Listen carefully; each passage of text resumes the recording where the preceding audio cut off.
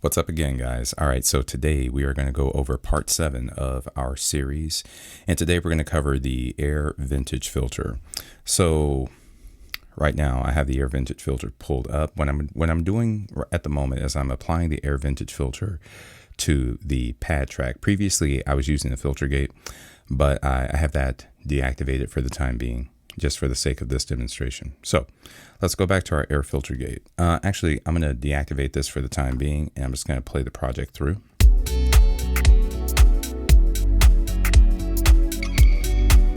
Mute the guitars.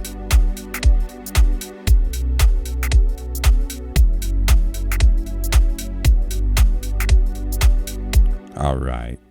So now let's go to our air vintage filter. All right, so what is this? Okay, so not unlike the other filters in this series, this is another one of those automated filters. It's complete with the usual suspects: the cutoff, resonance, something called FAT. I'll come back to that in a moment, and the general output. We also have our filter types: low pass 24, low pass 24, low pass 18, low pass 12, band pass, high pass. We have an envelope section. Again, another set of modulators here. That's complete with an attack, release, and a depth, right? So again, with envelopes, remember, they're one-time modulations. This one has an attack and a release. And then, of course, I have that bipolar dial that allows for me to dial in a specific depth for the filter. So if I go far left, I'm in the negative. If I go far right, I'm in the positive. If I'm dead center at 12 noon, I'm at 0%. So at 12 noon, the envelope is essentially inert. So, and then I have an LFO. And the LFO, remember, that is a continuous modulator. The interesting thing about LFOs is... the interesting thing about this LFO is that I can sync it or desync it. So if it's not synced, I can just dial in the frequency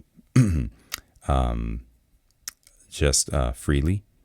And when it is synced, it's locked into these perfunctory intervals: 16th notes, 8th note triplets, half notes. Let's see here.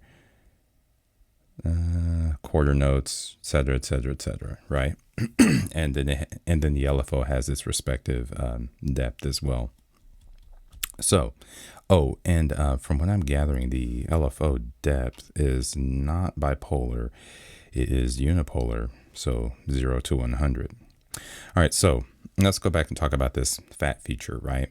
So, what this vintage filter is doing is it's emulating an analog filter.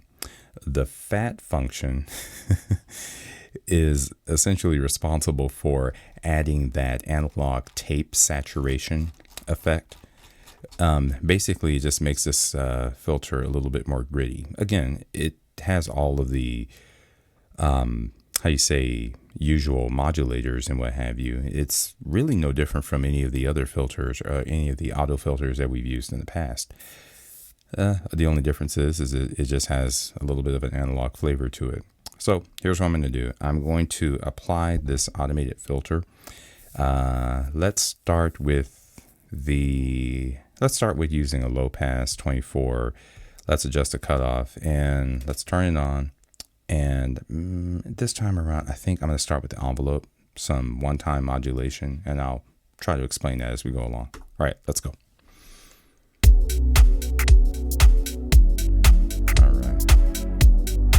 All right, so remember what I said about envelopes. They're essentially automatic knob turners, right? So if I dial the cutoff to a relatively low amount, what I might be able to do is have this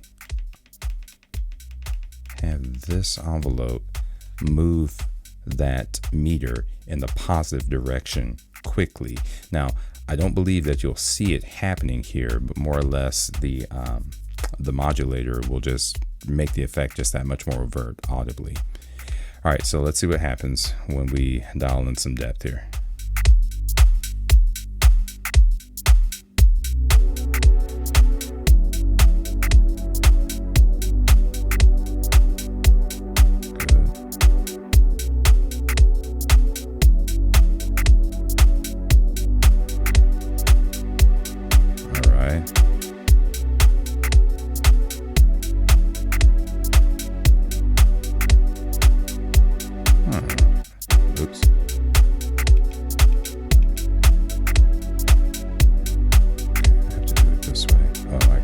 this way.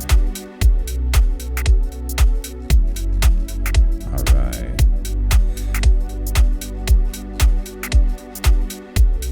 All right, so watch this. Now, did you hear the pad kind of swell in initially at the beginning? So let me dial the attack up to make that extremely overt. Let's see here. There we are. All right. So remember what I said. Envelopes are one-time modulations. So what just happened here is that because I have the depth set at 100% and because I have the attack set at about 4 seconds and the cutoff at its minimum value, what's happening here is as soon as the pad track triggers, say that 3 times fast, the envelope is pushing the cutoff into the cutoff is raising the cutoff meter. The envelope is raising the cutoff meter, but it's doing so very gradually, but it's only doing it one time. So it's really, really cool for a swelling effect.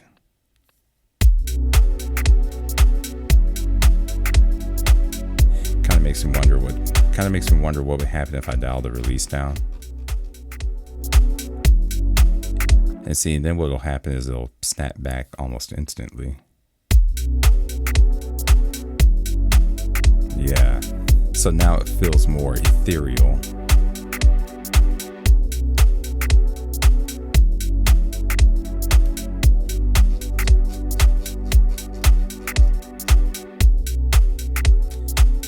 Now, notice that when I dial the fat function down, it eliminated some of that saturation.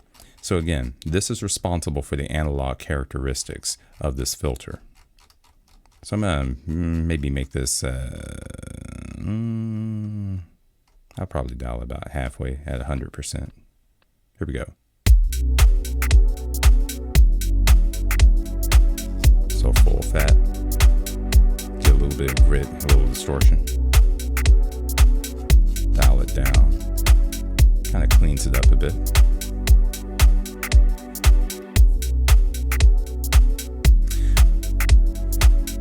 Let's experiment with our other filters here.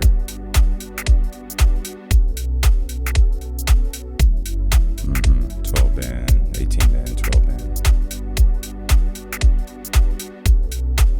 Now the bandpass filter is kind of interesting because it may give us that really interesting wah effect, but let's see.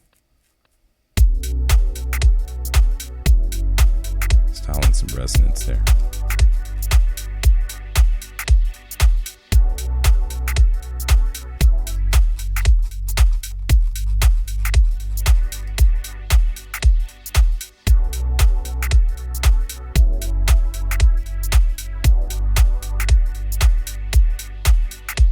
So again, interesting effect. Let's see what the high pass filter does, but because we're doing high pass, I might want to dial that up a bit. Let's see what happens. Dial it down. Dial it up. Let's see. Oh, okay, I get it now. Because we're doing kind of the opposite. I'm going to have to dial into the negative. There we are.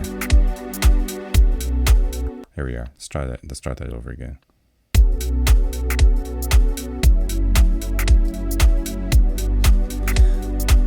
So the high pass filter is doing the exact opposite of the low pass filter. So we have to go, we have to address the other end of the spectrum here when it comes down to the depth. So in other words, instead of the envelope moving in a positive direction, we'll have it move in a negative direction, and subsequently, it's basically the antithesis of what I would do with a low pass filter. So that makes sense. Let's go back to low pass here. Let's dial the depth up for our swell effect again. Let's dial the attack up a bit. That's, for the most part, that's how it worked. Let's see, but it only happens one time. Yeah. Let's dial that down.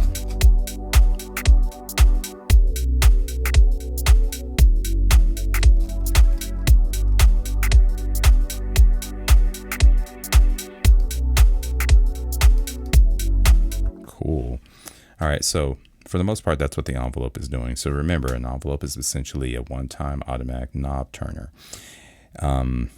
With the envelope activated, pushed in, with the depth pushed in a substantial depth in the positive direction, it'll push the cutoff dial or the cutoff meter into its maximum amplitude, almost, as far as its maximum frequency as far as the cutoff is concerned.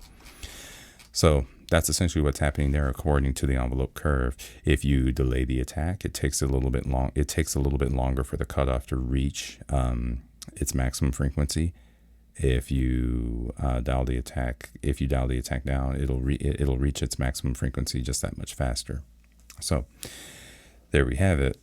And then of course the release is the antithesis of that. You know, how long does it take to decline as opposed to rise, right? So now let's go over to the LFO. For that, I'm going to dial the depth back for the depth of the envelope down to 0%, 12 noon. Just so we won't hear it anymore. Of course, you can always use a combination of envelope and LFO, but for the sake of this demonstration, we're going to use one at a time. All right, so now what's going to happen here is the LFO is going to automatically dial in our cutoff, but the only difference is that it's going to dial it in continuously.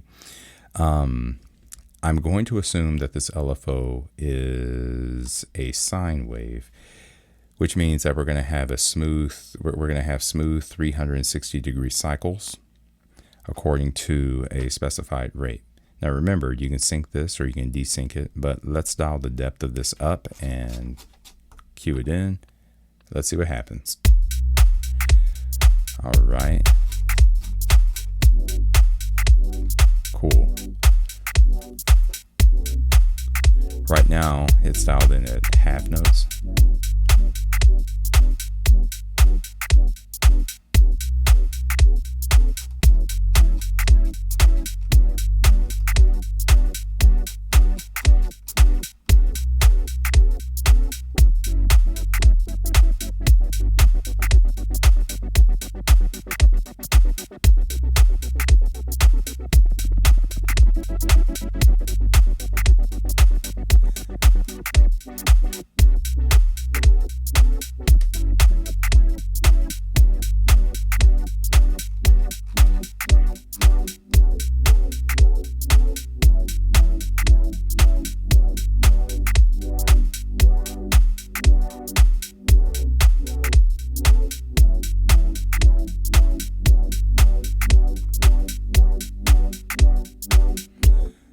So all that's happening right now is, again, the LFO is just dialing the cutoff meter up and down in 360-degree cycles.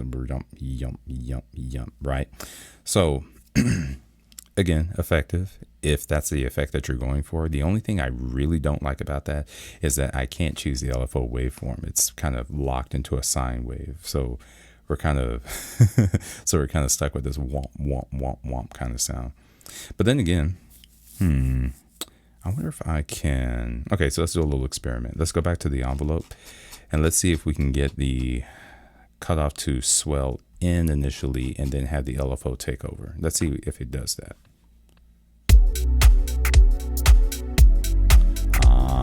Not necessarily. Not necessarily, because gotcha. Okay, so that means that, okay, so if the envelope depth trumps the LFO depth, if the envelope depth trumps the LFO depth, then the envelope dials the cutoff into its positive position, and the LFO is subsequently rendered somewhat inert or ineffective, right? So now we have two modulators that are competing with one another. But if but apparently if you mind the depth of each respective modulator, you can create some rather interesting swell effects by using them simultaneously. So that's actually kind of neat. I actually kind of like that. But for the most part, guys, that is how the air vintage filter works. It's kind of interesting. But again, use this filter if you're looking for a more analog based solution to modulated filter effects and what have you. But aside from that, there's not much of a difference between this filter and I believe it was the filter gate that we used some time ago. But again, it just depends on what you have an ear for or the type of effect that you're going for. But either which way, if you guys have any questions about anything that I've gone over, please leave them in the comments. Go out, experiment, and I will talk to you guys soon. Thanks.